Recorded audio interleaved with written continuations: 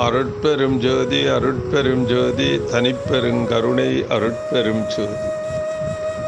அன்பு நிறைவான சன்மார்க்க அன்பர்களை வள்ளலார்தாசன் வணங்கி மகிழ்கின்றேன். திருவருட்பிரகாச வள்ளலார் அவர்கள் தனது அருள் மார்க்கத்தை உலகெங்கும் பரப்புவதற்கு அந்த கருணை திருவுளம் கொண்டு நிகழ்வு ஆரம்பித்து விட்டது, நிகழ்த்துகிறார்கள்.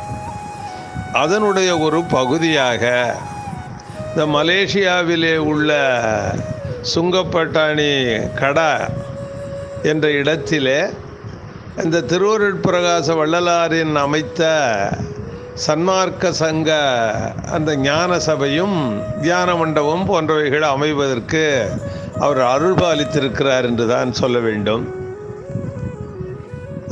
ஞான சரிகையிலே 4வது பாடலிலே பின்பகுதியிலே குறிப்பிடுகிறார்கள். அந்த பாடலில் சமரச சுத்த சன்மார்க்க மெய்நெறியை கடைபிடித்து மெய்ப்பொருள் நன்கு உணர்ந்து எண்டகு சிற்றம்பலத்தில் எந்த அருள் பெறுமின் இரவாத வரம் பெறலாம் இன்பமுறலாமே என்று குறிப்பிடுகிறார்.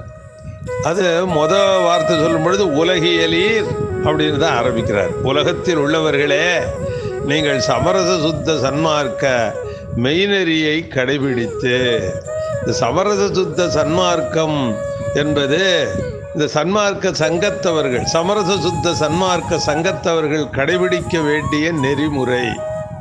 அந்த நெறிமுறையை கடைபிடித்தால் அதை சமரசுத்த சன்மார்க்க மெய்நெறியை கடைபிடித்து மெய்ப்பொருள் நன்கு உணர்ந்து, அந்த மெய்நெறியை கடைபிடித்தால் மெய்ப்பொருள் நன்கு உணர்த்தப்படும், நாம் உணர்ந்து கொள்ளுவோம். அப்படி உணர்ந்து கொண்டால் அந்த சிற்றம்பலத்திலே எந்த அருட்பெருஞ்சோதியான ஆண்டவரின் அருள் ஒளி விளங்கும். அப்படி அருள் ஒளி விளங்கிட்டுனா எந்த அருள் பெறுவீர், எந்த அருள் பெறுமின் இரவாத வரம் பெறலாம் இன்பமுறலாமே. அந்த இரவாத வரம் பெற்று இன்பம் உறுவதற்கு வழி சமரச சுத்த சன்மார்க்க அந்த சங்கத்தில் சேர்ந்து அந்த மெய்நெறியை கடைபிடித்து மெய்ப்பொருள் நன்கு உணர வேண்டும். அப்படி உணர்வதற்கெல்லாம் காரணகர்த்தாவாக இருப்பது, நமக்கு ஏதுவாக இருப்பது, நம்மை முன்னடத்துவது சங்கம், இந்த சமரசுத்த சன்மார்க்க சங்கம். அந்த சங்கம் சார் திருக்கோவில் தான் ஐயாவினுடைய ஆசை. சங்கம் ஏற்படுத்த வேண்டும், சங்கம் சார் திருக்கோயில் ஏற்படுத்த வேண்டும். சங்கம் சார்ந்த திருக்கோயில் என்பது ஞான சபை.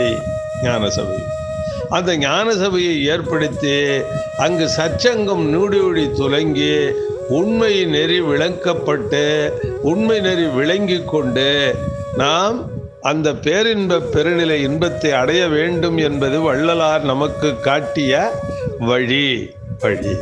அந்த வழிதுறைக்கு ஒரு விடிவிளக்கு, ஒரு அருள் ஞாயிறு, அருள் சூரியன் மலேசியாவிலே தோன்றுகிறது.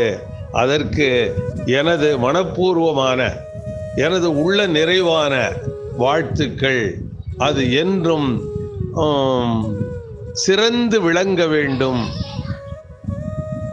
சிறந்து விளங்கி திகழ்ந்து அருள் சேர்த்து மாட்சிமை விளங்கி எல்லோருக்கும் எல்லா நலங்களையும் கொடுத்து எல்லா வளங்களையும் கொடுத்து அந்த சன்மார்க்க நெறி அங்கு தழைத்து ஓங்க வேண்டும் என்று என் உளப்பூர்வமான ஆசியையும் திருவருட்பிரகாச வள்ளலாரின் அடிகொற்றி வாழ்த்துகின்றேன், வணங்குகின்றேன். நன்றி, வணக்கம்.